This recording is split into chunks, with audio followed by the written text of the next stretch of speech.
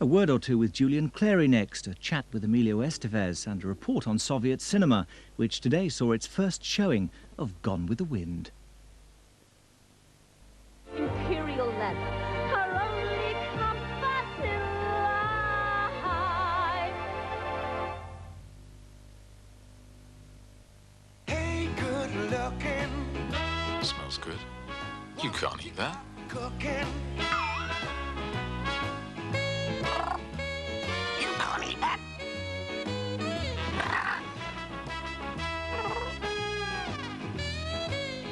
You can't eat that.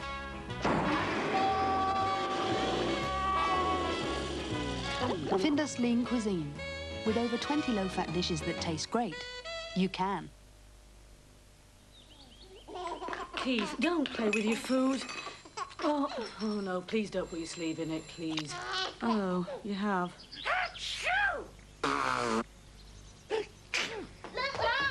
Will you look at you both? Out, now. I'll tell you where. Oh, yeah, you. Blend all the ingredients together. Oh, making sure you've replaced the lid. 6-5, your serve. Persil liquid. It's one of the family. Oh, no! Murray, we're history, Murray. I've just seen what she's got for cleaning the house. Nah, I'm not moving. Listen, I mean it. She's got Domestos multi-surface cleaner. No, Domestos. Yeah, I've seen it up there. New Domestos multi-surface cleaner. It not only cleans and disinfects food surfaces, It even smells fresh and clean. but also works neat or dilute to cut through grease and germs on other surfaces, like floors. Trust Domestos multi-surface cleaner for a germ-free clean. Wrigley Spearmint, it's the one. Cool, fresh taste, share it with someone.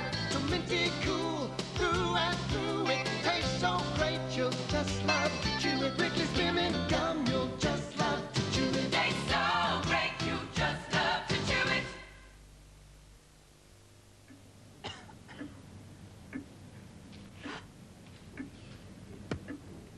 Once you've worked out that every box of Matchmakers contains around 11 feet of crisp, elegant chocolate sticks, you'll realize that only Matchmakers can go to such lengths. Shh, sorry.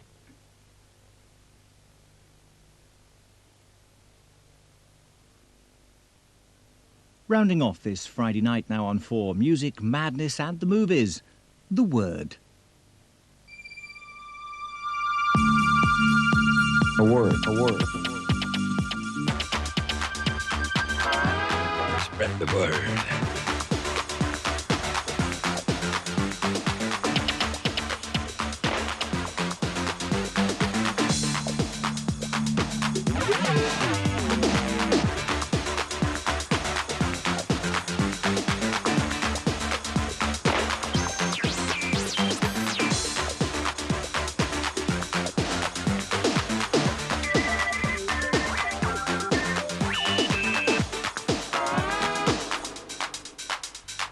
The word.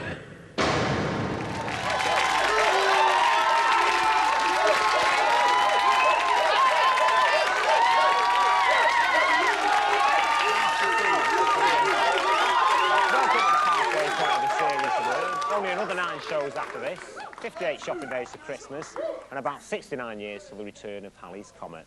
And with so many 6s and 9s in the show, it will come as no surprise to you to know that our guest tonight will be Julian Clary. And as for that Amanda Academy, this week, she's gone east. In case you're wondering what all that on the screen behind me is, it's actually Gone with the Wind, which is the reason why the word came to Moscow for the Russian premiere. And with their album at #1 in the LP charts, the Charlatans give us a tour of their hometown of Northwich.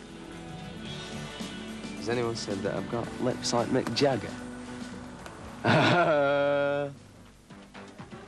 And you can see what happened when I met ex-Brat Packer and Hollywood superstar Emilio Estevez at his beachside home in Malibu. Restaurants like everybody else. I live a pretty normal life. The word. Plus, I'll be talking to Monie Love in New York, where she now lives. But first, from Liverpool, one of my favourite bands, a long-awaited album has just entered the top 30, and they're playing a song which is certainly in my top 10 all-time singles. This is Alive, There She Goes.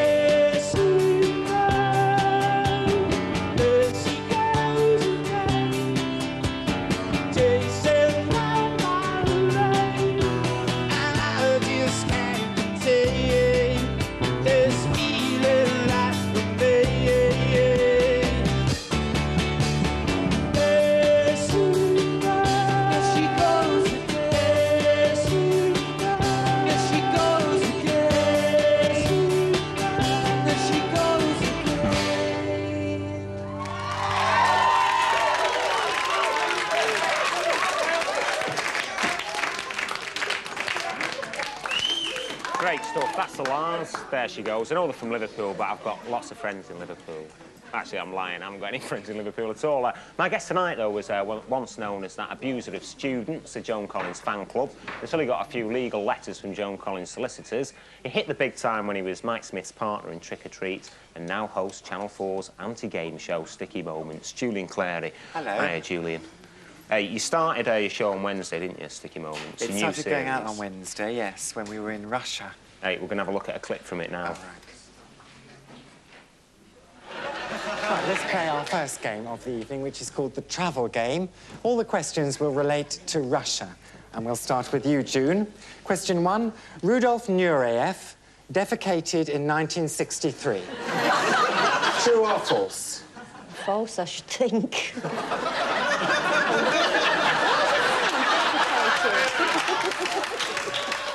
Don't you think he defecated at all in 1963? I don't know what that word means. Well, it means... Oh, yeah, true. So it's true. Yeah, There's 2 marks for June there, please. I always wondered what the bulge in his bally tights was. What did you say to her then? I told her the answer to what defecate means, go to the toilet. Oh, right. Because I wanted her to get maximum marks. You managed to fit all that in there. I mean, Sticky Mo, do you not feel a bit guilty about humiliating your contestants like that? Well, I don't humiliate them, really. I mean, I go around saying that I do, but there'd be no point in really humiliating people. So it's just under the guise of that. I'm really being nice to them. Hey, you could have fooled me. What's going to be different about this series of Sticky Moments to the last one? Not a lot. It's the same old nonsense, really. We've got this pretext of being in a different country each week, which gives us a starting point for some jokes, basically. So, for example, we go to Australia, and you can have questions like, true or false, to say you've just been down under doesn't necessarily mean you've just returned from Australia. It's, Do you follow? It's things like that. Mm. And what to do with your didgeridoo, that kind of thing. Didgeridoo, and in Germany there's sausage jokes. That's how it goes on.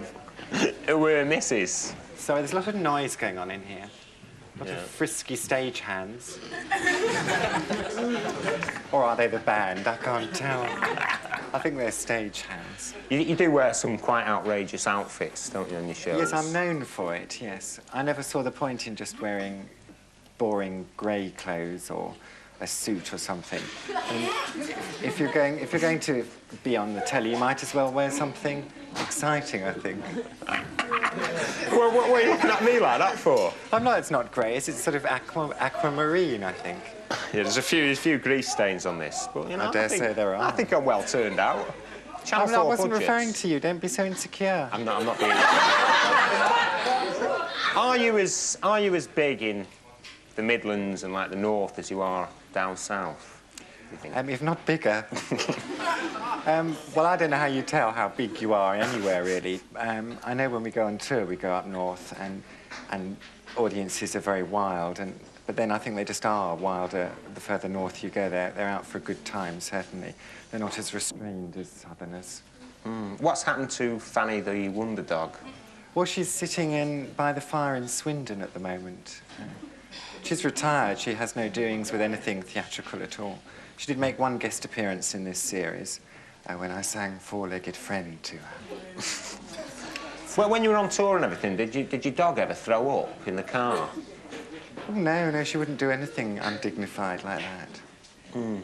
Is it the original Fanny that you've still got? It is the original Fanny. Oh, honest to God. They're so smutty. I won't be surprised. I don't know where we got this mob from. There's young people for you, if you're No, it's just like... I blame the parents. It's just like on Blue Peter, the original Jason the cat actually died and they smuggled another one in. Oh, well, I'm not Blue Peter, no. Do you actually go out dressed like that on a night out? No, it's just for show business purposes. I just wear ordinary clothes when I'm out and about. Why did you look at me when you said ordinary clothes? Well, you know what I mean. Ordinary. Yeah, thanks, Julian. Right, at this very moment in Moscow, the Russians are witnessing the first official showing of Gone with the Wind, 51 years after it opened everywhere else. Media mogul Ted Turner owns the rights to the film, has brought it to Moscow in a blaze of publicity, but unfortunately the stars Vivien Leigh and Clark Gable were unable to attend on account of being dead. However, Amanda's alive and kicking, and she's been to Russia instead. Gone with the Wind's original premiere in 1939 was a star-studded event. It took place where the movie was set, in Atlanta, Georgia, a long way from the Russian premiere in Moscow 1990. Gone with the Wind is hardly the first film from the West to be shown in Russian cinemas. In fact, Rambo's showing at the cinema next door. But the American-style hype that's surrounding the launch means that every single ticket for 3 performances a day has been sold out right up until the end of the run. Clark Gable, Vivien Leigh, Leslie Howard. But despite the hype, a lot of young Russians have already seen it and weren't impressed. I think this movie, Gone with the Wind, not very interesting for young people because nobody knows these actors like Vivien Leigh and Clark Gable. It's very old. It's not interesting for us. And no fright, no sex. It's not interesting for generation, new generation. And how have they seen it? On black market videos. On average, it'll cost you 2 years' salary if you want to buy your own video recorder. So one of the alternatives is to come to a video salon, and this is Moscow's smartest. Providing you book it at least a week in advance, you can hire any of these little rooms to entertain your friends or your date whilst watching a movie of your choice. Now, I suggest you entertain your date because once you shut the door, you can do and watch exactly what you like and no one will interrupt you. But if you want to spend a little bit more money, you can really splash out and you get this. Look at that. A full dinner and your favourite movie. Some video saloons aren't as plush. And the newest Western films available are poorly dubbed black market copies.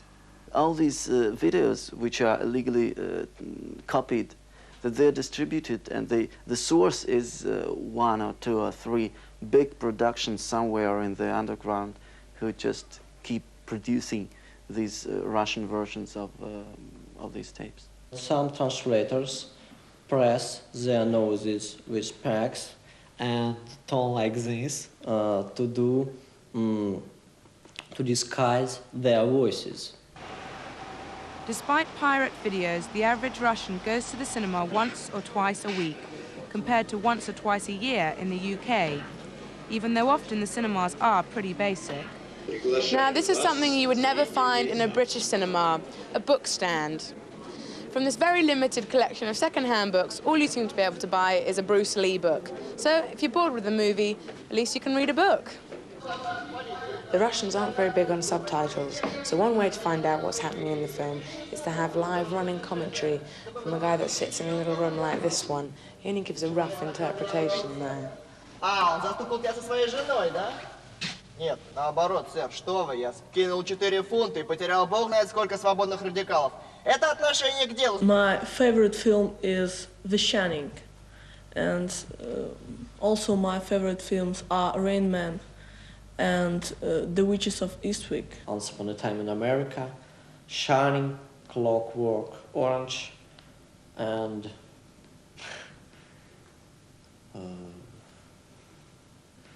The Last Temptation of Christ. The Cook, the Thief, His Wife, and Her Lover. It's great. The most popular film, I think, now is Indiana Jones and the Last Crusade. It's not surprising that Russian films are now taking their cue from the West. The Edge has been called the first Soviet horror movie.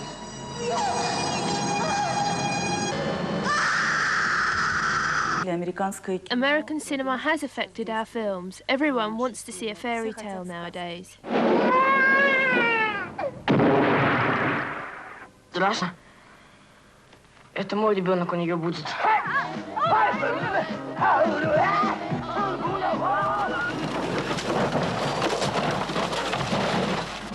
Недавно Скорсезе, по-моему, спросили, а какой тип фильмов вы вообще... Recently, Scorsese was asked, what type of films do you prefer? Poetical? Philosophical? He said, I prefer the type of film which would fill the cinema to its utmost. And I agree with that. Значит, я с большим удовольствием прочитал. Until Russian films catch up with the West, it looks as though Hollywood will have the last word. You go. Where shall I go? What shall I do? Frankly, my dear, моя дорогая, мне наплевать.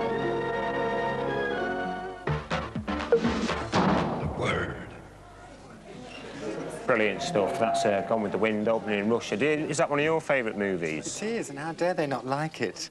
Fancy not liking Vivian Leigh, those student types. They all seemed a bit desperate, didn't they, when they were talking about like all the horror movies that they like? Yes, well, they're foreign. Have you been to Russia yet? I was there last Wednesday. Did Sticky Moments. Oh, yeah, I forgot all about Scratch an itch. How do you think Sticky Moments would go down in the Soviet Union? Well, I don't know. They'd have to have subtitles, wouldn't they, for a warm hand on my entrance and things. I don't know. I don't know how it would translate, really. Did you ever fancy yourself as a bit of a Rhett Butler type, part of Gone with the Wind? Apparently he had bad breath. Did you know that? What, Clark Gable? Clark Gable had bad breath. All those close-up scenes, she had to breathe through her mouth. That's just a bit of information for you. No, I don't fancy myself in movies at all. Do you think we'll be a corrupting influence on the Russians, though?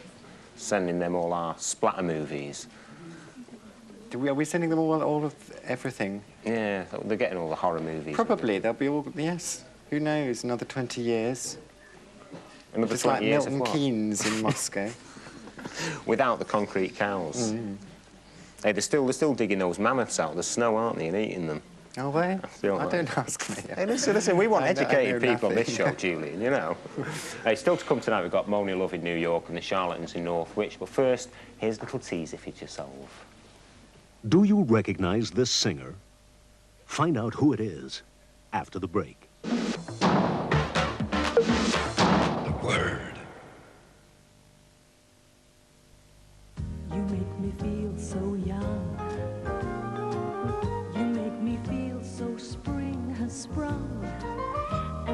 time I see you grin, I'm such a happy individual. You make me feel so young. You make me feel there are songs to be sung, bells to be rung, and a wonderful fling to be flung. 'Cause you make me feel so young. With 12 tokens from the special Weetabix packs, your children can send off for a free Cindy doll or Transformer. I got a Transformer. So did I. I did too. I sent off for the Cindy doll. Have you had your Weetabix?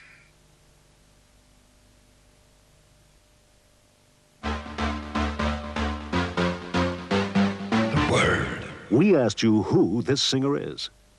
It's Sinead O'Connor, as she appears in her Red, Hot and Blue video. That was a bit hard, that. You know, anybody who hasn't read a daily paper in 2 weeks would have really struggled with that one, wouldn't they?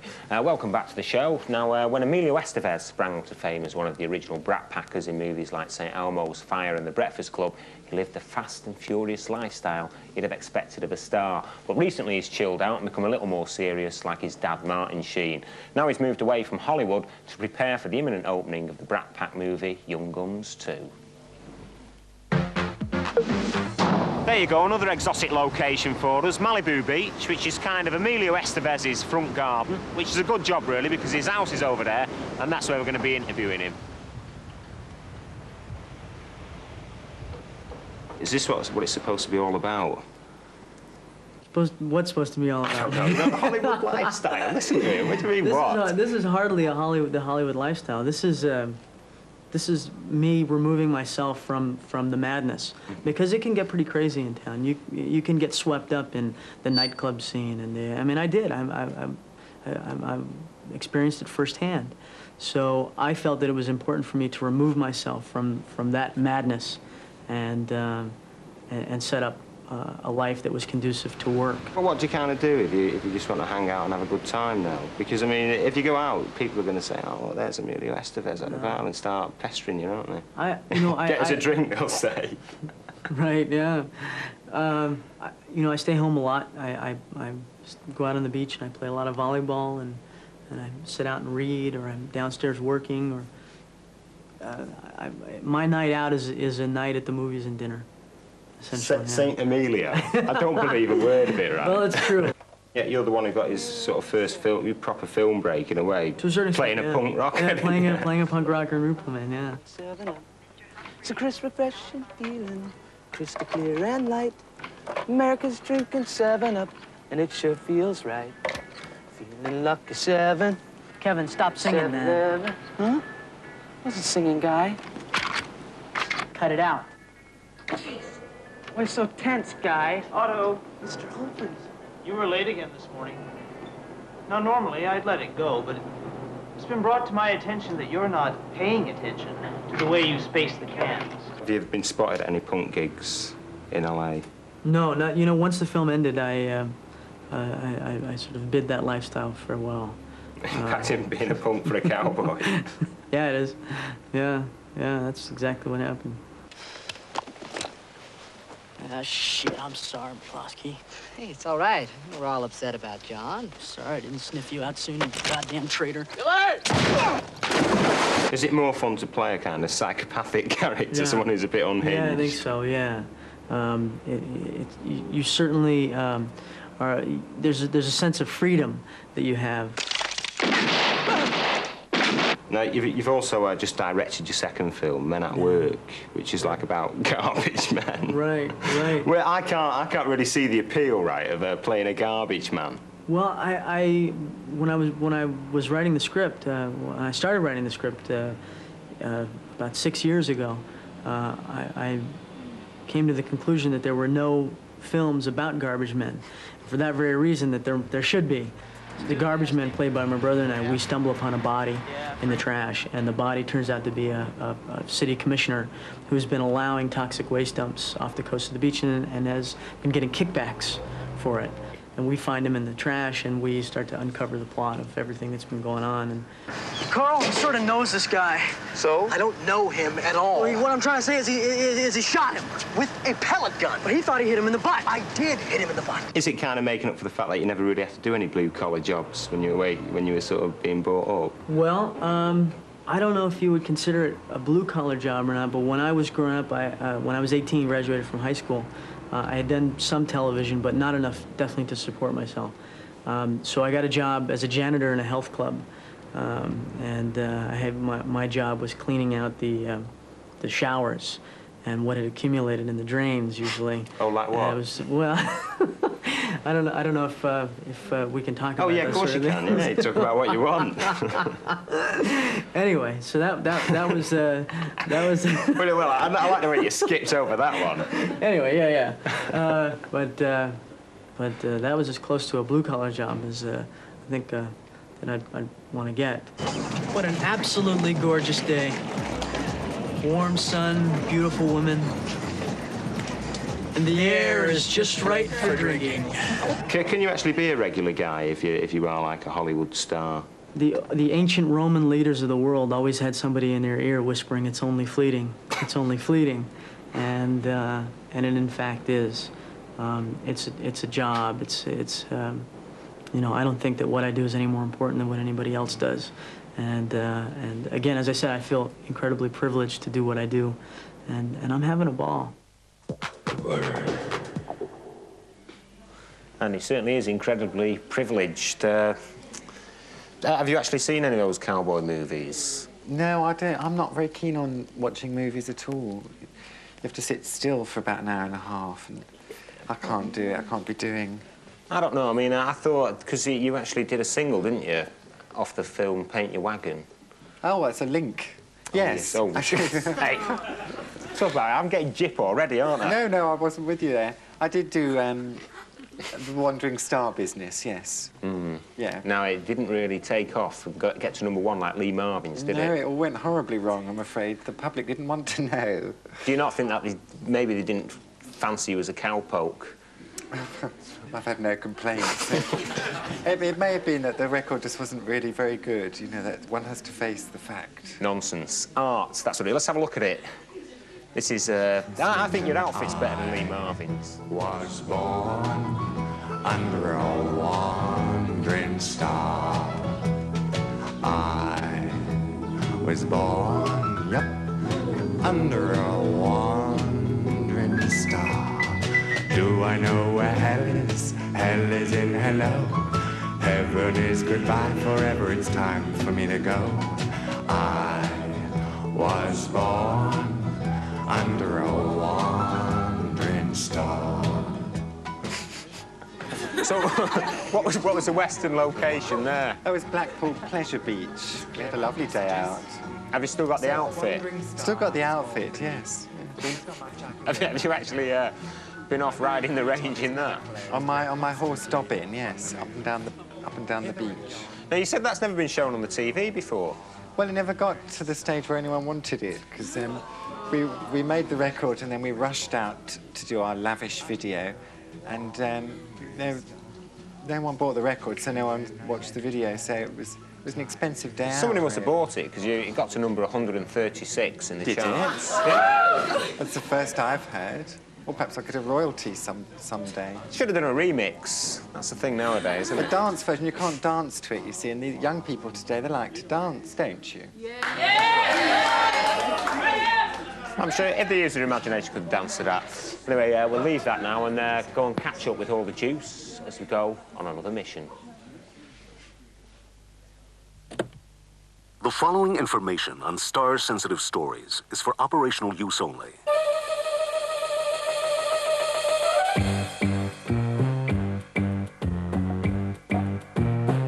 Among the classified this week are New Kids on the Block, Patrick Swayze, and Cliff Richard.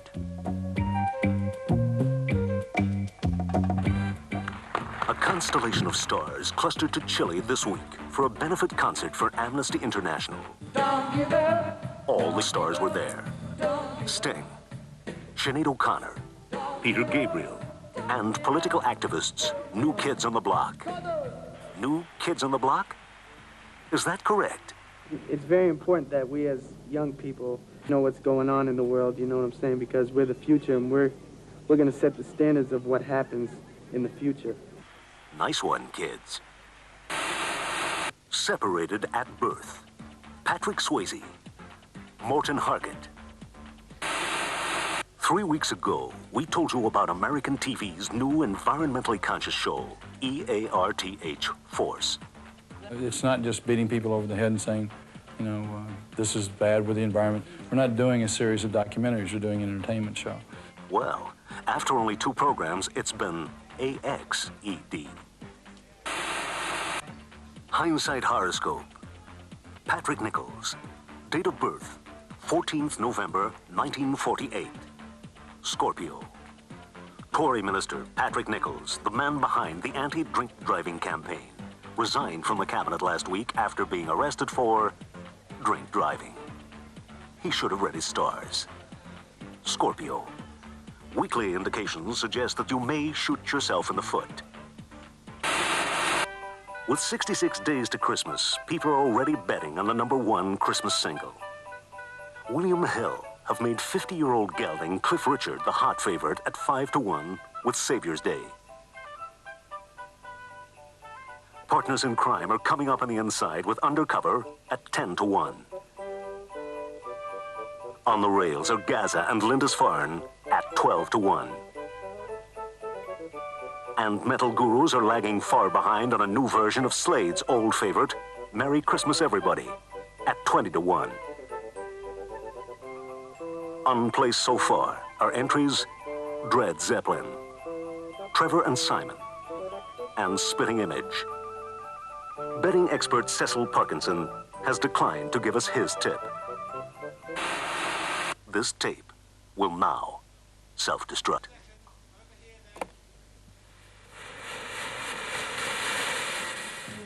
Hey, nice to hear about Cecil Parkinson there.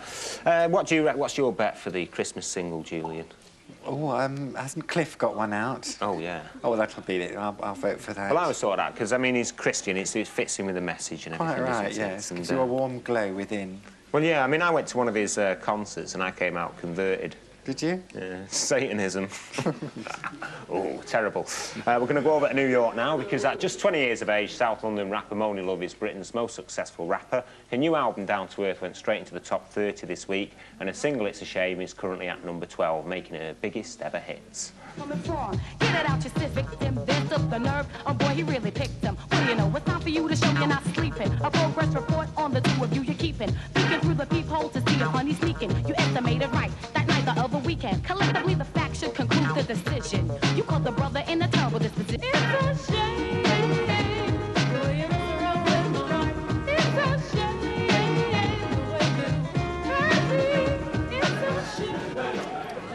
That's current single, It's a Shame. Now, despite all this success in the UK, these days Monie lives in New York, where she's waiting to speak to us. Monie, are you there?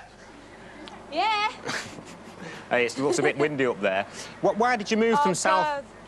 Why did you move from South London to New York?